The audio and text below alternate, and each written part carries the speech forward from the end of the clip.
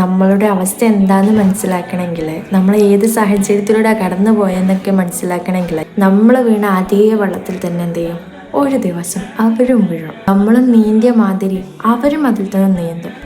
അപ്പോഴവർക്ക് മനസ്സിലാവും എത്ര ബുദ്ധിമുട്ടാണ് എന്നുള്ളത്. ജീവിതത്തിൽ നമുക്ക് ഏറ്റവും കൂടുതലുള്ളത് പരീക്ഷണങ്ങളാണ്. എന്തിനാ ഈ പരീക്ഷണങ്ങൾ തരുന്നത്? നമ്മളെങ്ങനെയാണ് അത് ഫേസ് ചെയ്യുന്നതെന്നും നമ്മളെങ്ങനെയാണ് അത് ഹാൻഡിൽ ചെയ്യുന്നു എന്നൊക്കെ നോക്കാൻ വേണ്ടിയിട്ടാണ്. ജീവിതം ഇങ്ങനെ കടൽ പോലെയുണ്ട്. ചില സമയത്ത് നമ്മുടെ ജീവിതത്തോട് നമ്മളോട് തന്നെ എന്ത് ചെയ്യും, വെറുപ്പ് തോന്നും അല്ലേ? എന്തുകൊണ്ടാണ്? സാഹചര്യം കൊണ്ടാണ്.